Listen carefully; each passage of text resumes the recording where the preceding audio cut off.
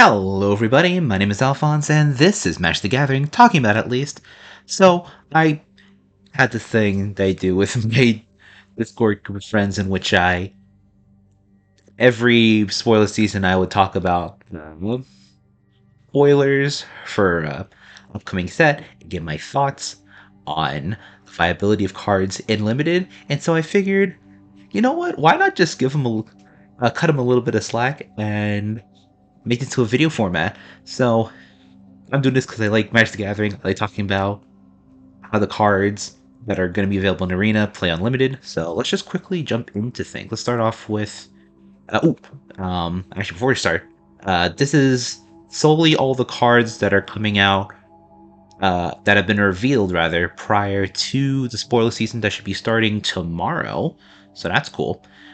Um, yeah, all the officially revealed stuff. So let's go ahead and start off with Moon Shaker Cavalry. It's a 8 mana card, 5 generic, 3 white for 6/6 with flying, and it's a Crater Behemoth for white. So no haste or trample, but instead, when it enters the battlefield, everyone gains flying and a boost equal to the number of creatures you have on board. So don't really need to talk about this too much. It's going to be a good card. Definitely very first pickable. So yeah, definitely like B plus A minus level. Good. So, yeah.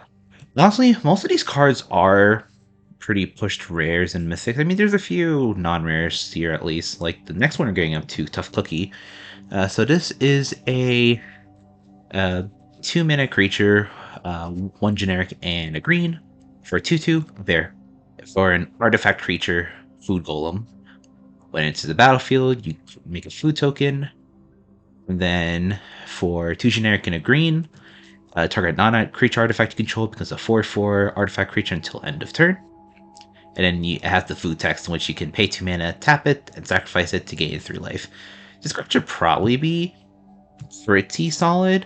At minimum, it's going to give you food resources. Eldraine had a pretty solid food archetype back in the day that I expect to be carried over into its sequel set. So that should be pretty good. And honestly, if you have the mana, then being able to just make all your food into 4/4 sounds like a pretty nice way to spend your mana later on in the game. So, assuming that food archetypes is still good in this new set, this is probably gonna be C plus, maybe in B minus. Like I don't know, I see this being pretty solid. Should like I'd probably want to pick it up maybe like third pick, maybe even second pick. But third pick more likely. Like if I see it as third pick, I'm like, maybe consider food. Anywho, we're gonna go on to another mythic, Italian the Kindly Lord for 4 mana, 2 generic, blue and black, for a 3/4 flying legendary creature, Fairy Noble. As Italian enters the battlefield, you choose a number between 1 and 10. Whenever an opponent casts a spell with mana value, power, or toughness equal to the chosen number, that player loses 2 life and you draw a card. I'm sure someone will punch the numbers to tell you which number is best, but just given how the number covers so many conditions, it should be really, really solid. Practically first pick, unless there's some mythic uncommon in the set.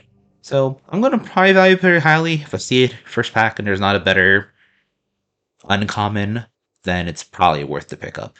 Just because the body's good, condition's good. Especially you can choose the number that will be most likely to draw you a bunch of cards. So, yeah. All right. Ooh, sweet. Here's a nice little non-rare we get to talk about. Sleight of Hand. It's a sorcery for a single blue. You look at the top 2 cards of your library, you put one of them into your hand, the other on the bottom of your library. This feels very reminiscent to... Not really reminiscent. I feel like in general, a lot of sets have these 1 mana cantrips, essentially. And I feel like these cards are often most potent whenever there's a pretty solid spell archetype in the set. A big one recently has been Birthday Escape from the Lord of the Rings set, in which there was a spell archetype, and Birthday Escape was valuable for that kind of deck, alongside just giving you another source of the ring tempts you, which was the thing in that set. But here, honestly, this card's viability will probably depend on how good the spell archetype in Eldraine will be. Because there probably will be one. There was also a draw your second card archetype, like an OG Eldraine. And this technically doesn't draw a card, but like maybe there might be a similar thing coming up here. In any case, it depends. If that archetype is strong, then this is probably the kind of card you want to snatch up, like middle of the pack. Maybe like shortly before the wheel. Honestly, if you see it in the wheel, and there is such an archetype is good, probably pretty big stonks there. So yeah, should be a pretty solid playable thing, like middle of the road C, maybe even C minus if things are rough, but like good old C. Okay, and we're coming up to a rare. We see that we have man lands at the rare slot in the enemy colors. So this one is Restless Fortress, and she's battlefield tapped. It taps to add white or black mana, one of those, and then you can pay 4 mana, 2 generic, a white and a black, for this land to become a 1/4 white and black nightmare creature until end of turn. That's still land. And then when it attacks, the defending player loses 2 life and you gain 2 life. I'd say that this kind of effect will probably be just fine. It's nothing really that exciting. The value in it is the fact that it's on a land, so it's like you gain a spell effect on a land, which is often pretty valuable real estate. But in terms of how it translates here, like I won't pick this up too highly personally. So I'd probably rank this like a C plus at best. Yeah, I don't know if I'll ever be first picking this sort of card. Maybe like fourth, maybe even fifth. It's possible I'm undervaluing it, but I don't know. This particular body is just very low. I get the appeal is in the drain effect, but no, it's just I don't think there's much to this one. Maybe the other ones might impress me more. We'll see. And then we get on to another rare. We see we're getting multicolored adventures. So to start off, the adventure side is a sorcery. Wake up. Anyway, it's a 2 mana spell, 1 generic and a blue. Target player mills 4 cards, and then adventure text, you exile it, and you get to cast the creature side at a later time. And that side is Cruel Somniphage. It's a 2 mana, 1 and a black, for a creature whose power and toughness are each equal to the number of creature cards in all graveyards. It's also a nightmare, in case there's any nightmare tribal for whatever reason. Shocks in the set.